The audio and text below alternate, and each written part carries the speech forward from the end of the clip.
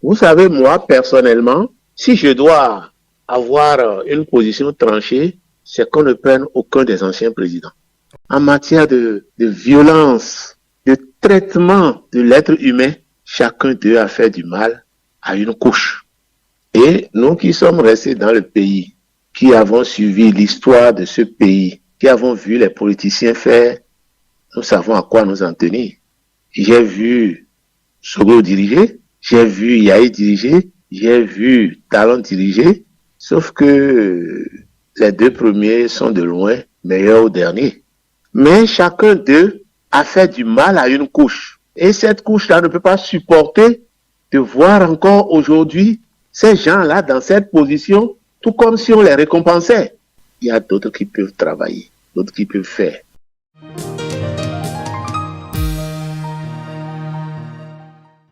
Bonjour à tous, bienvenue.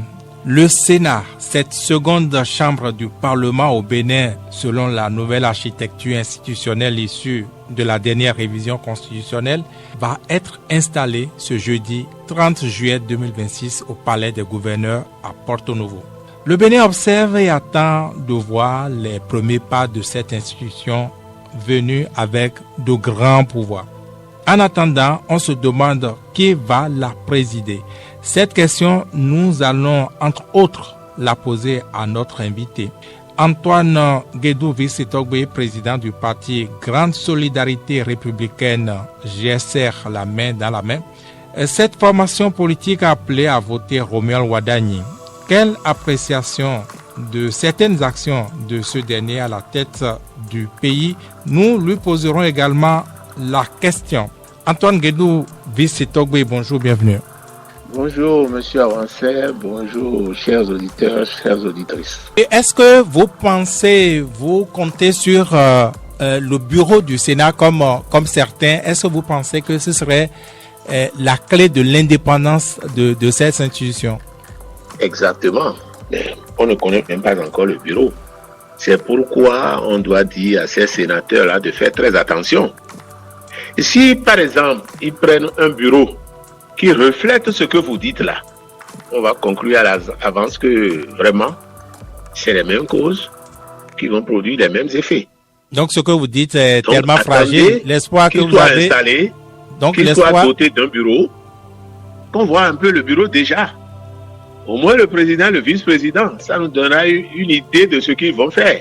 Et je les appelle à la vigilance. Et comme vous l'avez dit, dès le bureau, il ne faut pas qu'on ait un corrompu à la tête. Parce que les dernières années, là, les 10 dernières années, le Bénin, un pays est resté un pays très, très corrompu. La corruption s'est développée jusqu'aux jeunes. Je vous pose la question directement. On sait que pour être président du Sénat, il faut être membre de droit. Qui voyez-vous qui pourrait être président de ce Sénat? Ils sont nombreux. Je vais commencer, je devrais dire, et donner un premier nom, je vais commencer par Elisabeth Poyon. Ils sont nombreux. Pourquoi? Parce que je les ai vus faire. Vous savez, moi, personnellement, si je dois avoir une position tranchée, c'est qu'on ne prenne aucun des anciens présidents. Okay. Parce que chacun d'eux, ancien président de la République. Voilà. Chacun d'eux, pris isolément, a fait du mal à une couche. Je ne parle pas d'abord de leur gestion.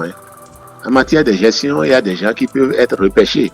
Mais en matière de violence, de traitement de l'être humain, chacun d'eux a fait du mal à une couche.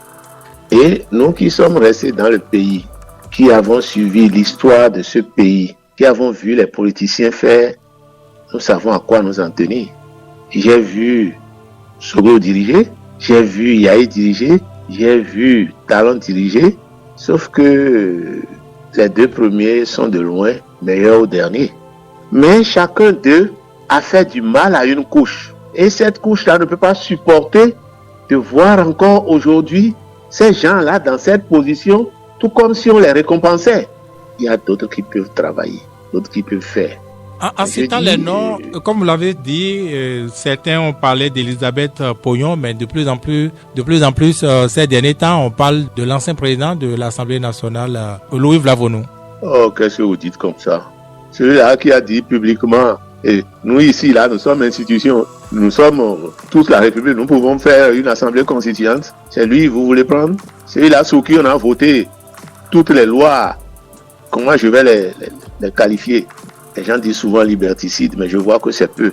Non, laissez tomber Louis Vlavon. N'en parlez même pas. N'en parlez même pas.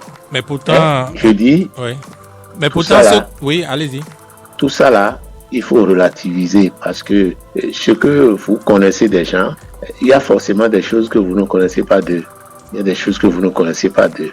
Donc, moi, je pense quand même que ceux qui ont été à la responsabilité suprême, chef de l'État, autant qu'ils sont, ils ont leurs faibles.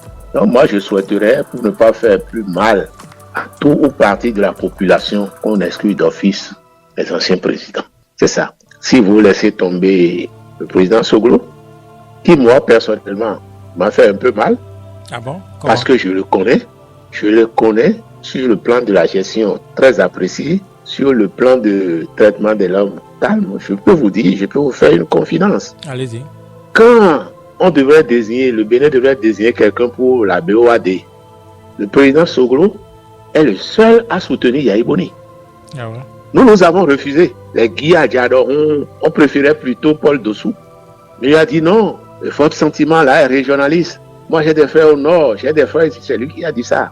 Vous vous rappelez, c'est lui qui nous disait aussi à propos du président Patrice Talon, je vais le capturer.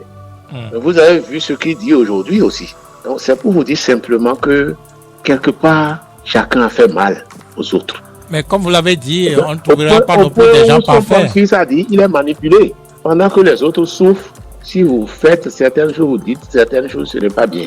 Du coup, moi, je pense que il faut vraiment écarter. Déjà, quand vous prenez Yahi et Talon, c'est la guerre, c'est la vie ou la mort. En mettant l'un ou l'autre de ces deux-là, vous voulez qu'on reprenne les mêmes choses? Non, je ne pense pas. Je ne pense pas qu'il faille faire comme ça. Alors justement, ce qui propose Louis Vlavon, c'est pour ne pas faire directement avec Patrice Talon, afin que Patrice Talon ne prenne pas directement la présidence du Sénat. C'est un peu comme s'il coupait la poire en deux. Qu'est-ce que vous en dites? Louis Vlavon, c'est Talon. On a vu à la limite son laxisme à la tête de l'Assemblée. C'est pas quelqu'un comme ça que vous allez prendre. Non, non. Et si vous prenez Louis Vlavon au Sénat, qu'est-ce que vous pensez de toutes les lois qui ont été votées sur lui? Moi, je me rappelle que lorsque l'affaire Niger est venue, mon parti a été le premier à dire on ne peut pas aller directement engager l'armée sans passer par l'Assemblée. Mais 2 jours après, Louis Vlavon m'a répondu. Il dit il n'a pas besoin de passer par l'Assemblée. Aujourd'hui, les faits me donnent un peu raison. Tout ce qui se passe aujourd'hui entre le Niger, toutes les recettes que nous avons perdues, et tout ce que la population a souffert, vous voulez condamner Talon sans condamner Louis Vlavon? Non, c'est pas vrai. Au moins pour complicité. Bon, ce n'est pas moi qui choisis les gens là-bas, hein, ce n'est que des avis. Oui, ce n'est que votre avis. Ce n'est pas moi. Justement. Mais voilà, quand je demande aux gens d'être vigilants, c'est tout. Mais quand vous citez uniquement Elisabeth Poyon, c'est comme si vous l'aviez choisi. Proposez d'autres noms encore, Antoine Vicitoé. Non, Elisabeth Poyon, je l'ai choisi en fonction de 2 choses. Je l'ai vu, sa neutralité dans son règne de président de la Cour constitutionnelle, son courage, et en plus dans le milieu Sénat aujourd'hui, il y a très peu de femmes. Il vaut mieux que ces hommes-là laissent le Sénat dirigé par un cœur de mère. C'est tout. C'est tout ce que j'ai eu comme référence pour le dire.